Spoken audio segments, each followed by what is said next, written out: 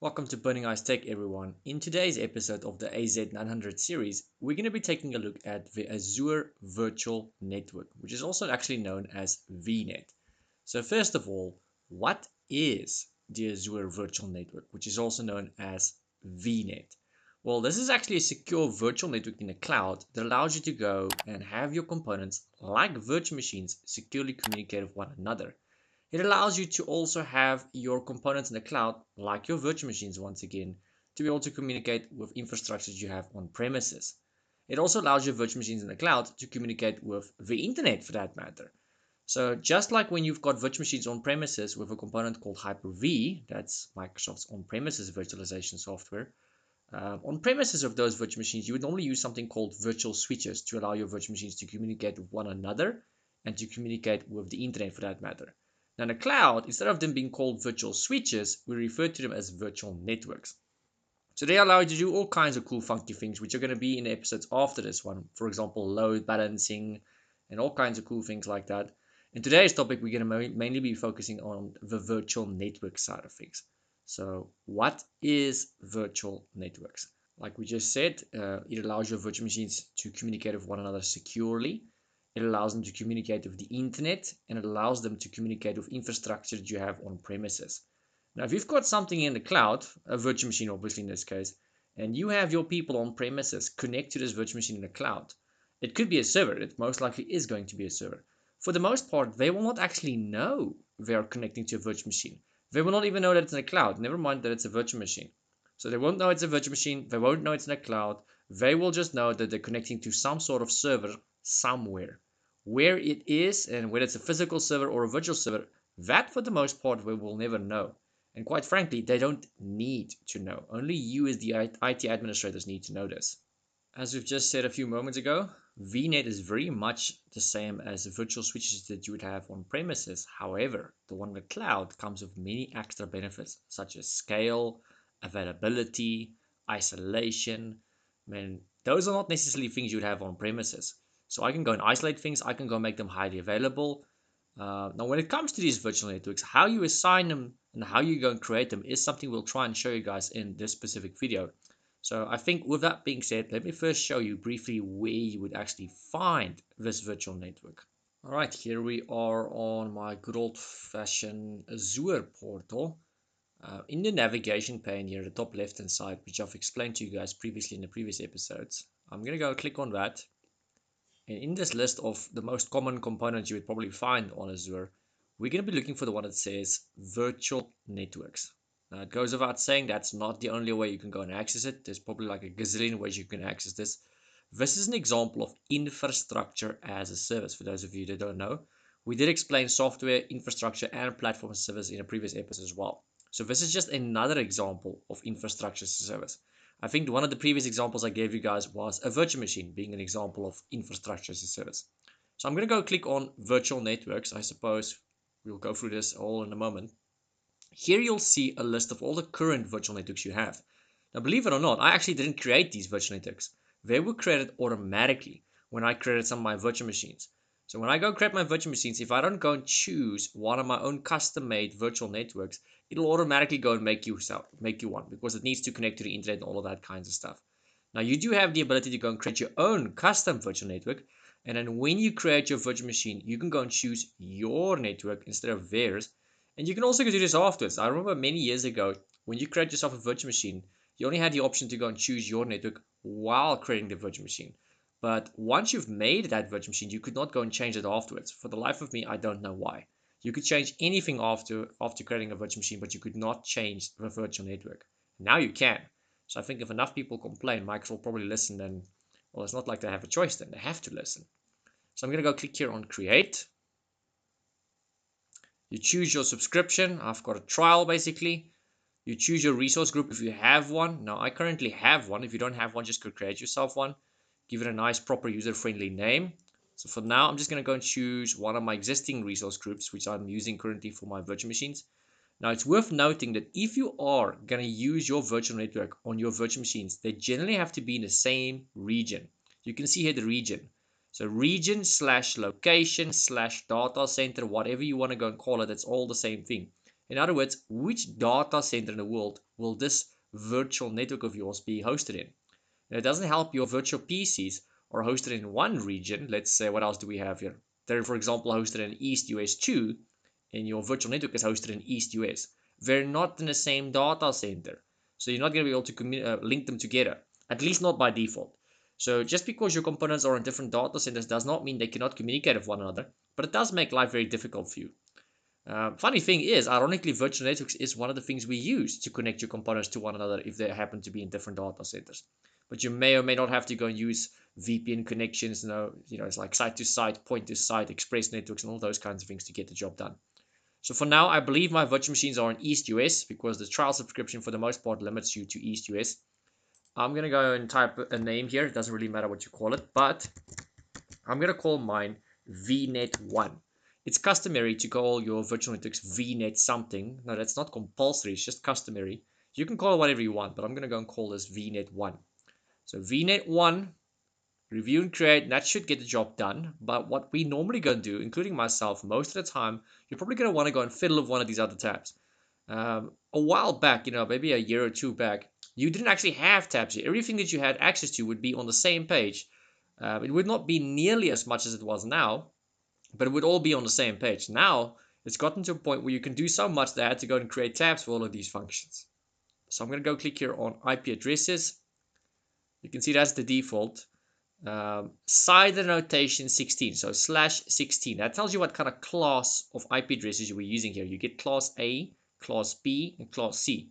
So if you happen to be someone in IT that knows networking, specifically subnetting and things like that, you would know what I'm referring to when I say class A, B, and C. That'll determine how many IP addresses you've got, what your subnet is, all of that kind of stuff. All right, so what I'm going to try and do here now is I'm going to try and remove that one. That one there is your current IP range. So if my people or my devices, my servers, virtual machines, I suppose, I don't really know what I want to say here. If they are going to get an IP address, it's going to be 10, 3, and then something, something. That's what it's going to be. Now you can go and change that. I can actually go and remove that there. I can go and delete it. As you can see, there's a little delete button here. And I can go and add my own, or I can just go and add an extra address space here. This one that we see here at the bottom is basically a subdivision of that one there. That's called subnetting, once again, for those of you that know networking. So if you know networking, that's like a subdivision, a subnet within that. It's like a division in an IP address. So for now, I'm going to keep it as simple as possible because this specific lesson is not about subnetting. It's about creating virtual networks, how to do that, what they are, what's the purpose, what's the benefits. It's not about subnetting. So I'll try and work that in as an extra somewhere during this course for you guys. It's not actually part of the course. So let me start off by just deleting this sucker. Address space cannot be empty. Yep, we know that. So let's just go and make it something as simple as 192.168.0.0/24. Now, once again, for those of you that know networking, you would know what that means. That's a normal class C IP address, which means you've got 256 IPs, of which 254 are usable. The first one and the last one are normally never usable because they're reserved for things like broadcast address and network ID and things like that. So the fact that it's 24 also tells you that the subnet is 255.255.255.0. So in other words, 22255.0.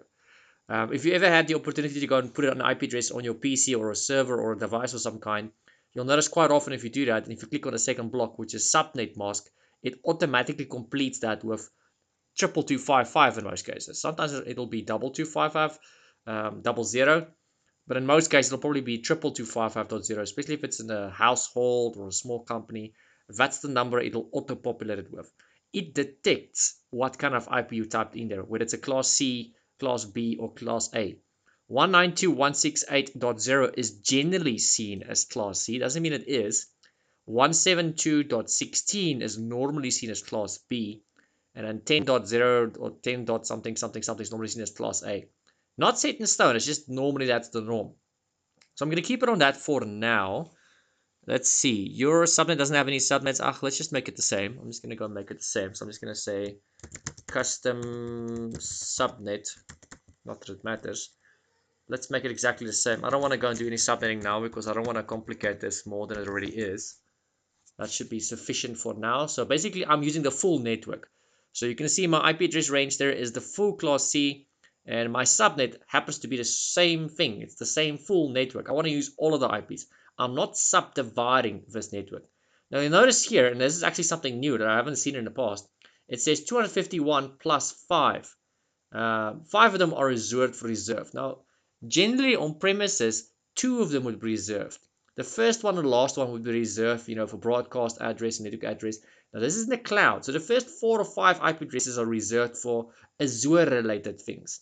You'll find that your virtual machine, if it's going to get an IP address, it's going to be 192.168.0 dot something. That last dot used to always be 4. The first virtual machine will always be dot 4. The second one will be dot 5. The third one dot 6. And you can see where we're going with this.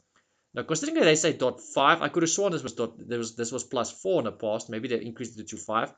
Your virtual machine will probably start from dot 5 now. It might still be dot 4, but it might start only from dot 5. And I just carry on, just by going up in increments of 1.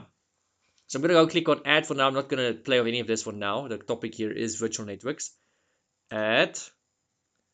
And that should be sufficient for now. So let's click on review and create.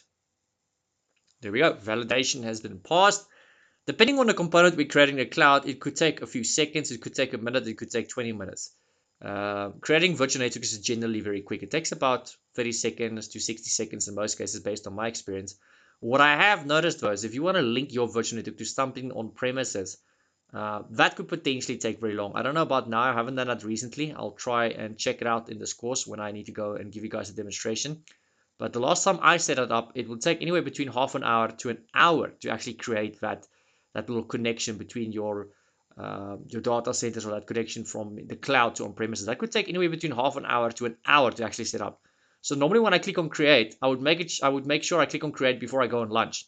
I'll click on create, and by the time I get back from lunch, it might be done. So I, as a human, don't do more work. It's just maybe here or there, there's 2 extra settings, but it just takes very long to actually go and set up and create those connections. Now I don't know, because the last time I did that was about a year or 2. So because I don't need to set it up, my job is just to explain this stuff to you guys, not to show it to anyone or to actually go and do it. But I'll do it as a demonstration, just because. Why not? I can do what I want. Now I'm going to pretend to create a virtual machine. I'm not actually going to create one. I just want to show you, if I pretend to create one, that you can actually go and choose your virtual network now. So let's pretend to create one. We're not going to go through the whole wizard. Virtual machine. There we go. Now you would remember in one of our previous lessons when I showed you guys how to create a virtual machine, we did mention all of these tabs at the top. They were just mentioned. We didn't actually go into any of them.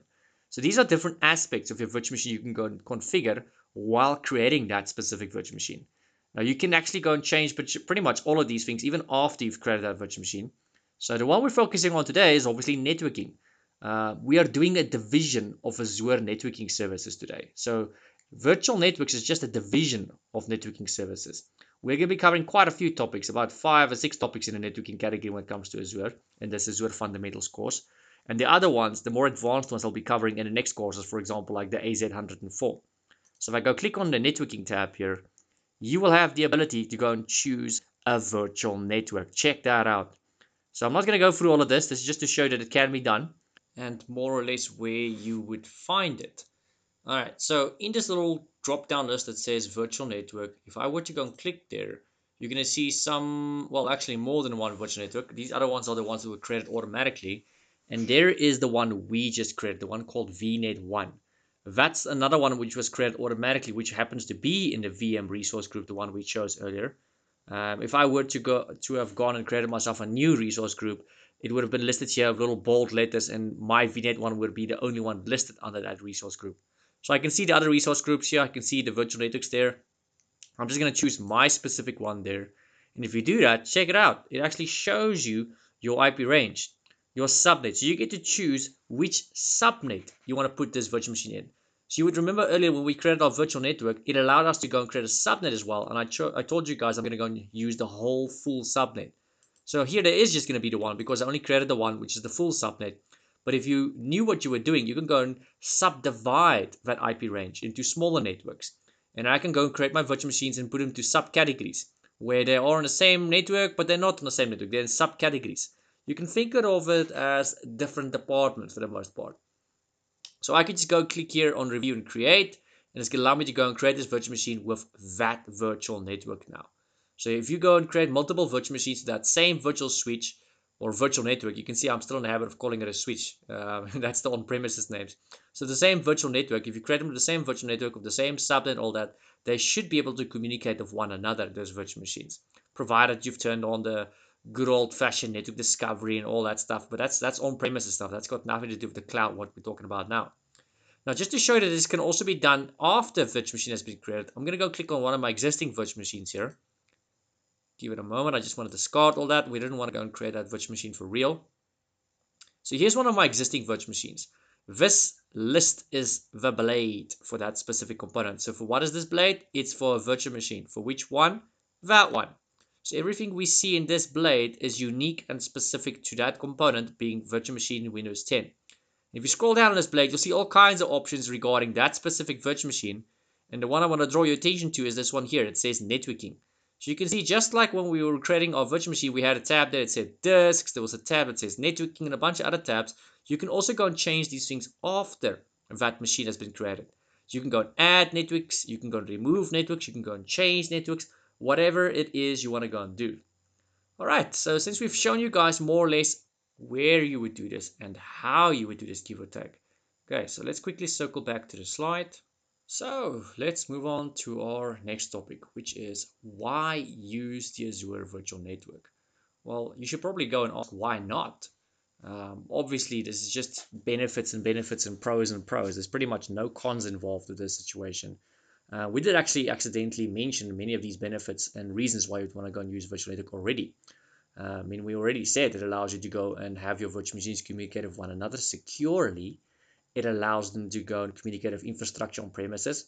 So if you've got stuff that you still have on premises, this could even be normal end users of normal client PCs. If they need to connect to these servers, assuming it's servers, they would normally have to go and connect them on premises. But now, considering that they're in the cloud, how do you connect your people to these resources in the cloud? You use a virtual network. Now, it's not that simple. I mean, I know it sounds that simple. There's obviously additional things involved like VPN, which we're going to get to in a moment. But in essence, you would use a virtual network, which is a form of infrastructure as a service, to connect your people on premises to whatever this resource is in the cloud. It's most likely going to be a virtual machine. It allows you to connect virtual machines in the cloud to one another. It allows you to connect them to the internet. That is why you would want to go use virtual networks. Not the main reason, but it's some of the main reasons, I would say. All right, so let's look at the next topic here, which is communicate with on-premises resources. Now, I just did mention we're going to be using VPN for that. So you get three kinds of ways you can go about this. You get point-to-site virtual private network, you get site-to-site virtual private network, and you get Azure Express route or route, depending on which country you're in. It's the same thing. Potato, potato, it's just a different way of pronouncing it. So point-to-site is when you go and set this up so that only one specific PC on premises would be able to connect to your resource in the cloud using this virtual private network. The benefits to this is it changes almost nothing on premises. Everybody gets to go on with the day like they would normally go and do, and only the specific individuals that needs access to this specific resources in the cloud, only they would have access to that resource in the cloud. So you only give them access. So you might have 100 employees and you would find only 2 or 3 of them who actually have access to stuff in the cloud because only they have this point-to-site VPN set up. It's one too many, if I have to go and put that in simple terms. Site-to-site is when everybody on premises have access to these resources in the cloud. So you're going to have to go set this up in a way so that it connects to your on-premises VPN server. You're going to have to basically go and create a gateway is what we're going to have to go and set up. That gateway is the thing I was referring to earlier, or one of the things I was referring to earlier, which takes so long to deploy. If you were to go and set up a gateway on your virtual private network, the configuration part of it is not going to take you that long. It's going to take you 2 minutes, 5 minutes. But once you go and click on create or deploy, that takes up to 50 or 60 minutes to go and create or deploy that thing. So you're going to go and get yourself some lunch, and by the time you get back, it might be done. So maybe they've changed that. I mean, Microsoft is changing their stuff constantly. Who knows? And then the last one there is Azure Express Route or Express Route, however you want to go and pronounce that. It allows you to go and connect via a partner, a private partner's route to the Azure resources. Benefit is it's obviously a little bit more secure, it's a little bit more private, and you do not make use of the internet. I mean, obviously everybody and anybody's got access to the internet. They said there's about 8 billion people in the world, and the average person's got about 2 or 3 devices. So there's about 16 to 24, no, I'm lying, Yeah, that's about 16 to 24 potential billion devices that's trying to hack you or hijack you. I mean, that's crazy. That's nuts. So why not go and use yourself an express route that actually is becoming more and more popular by the day? All right. So, and another topic here is filter network traffic. And when it comes to filtering network traffic, we have the following components: network security groups and network virtual appliances. So starting off the first one here being network security groups, these security groups and application security groups can contain multiple inbound and outbound security rules that enable you to filter traffic to and from resources by source and destination IP address, the port and protocol. I mean, that's pretty dope, wouldn't you say? And looking at our second point there, network virtual appliances is a virtual machine that performs a network function such as a firewall, WAN optimization, or other network functions. So that's pretty much what it is. It's going to be a virtual machine that's going to perform or pretend to be some sort of firewall for the most part. So that basically is those two topics for the most part, guys. And with that being said, I think this episode's getting too long, so I'm going to move on here to the last slide where I basically thank you guys for watching this episode today. If you have already subscribed to the channel, I thank you for doing that too. If you're new here, please consider subscribing to the channel. Please give this video a like if it's been informative, and I'll see you guys on our next episode. If you love me, let me know.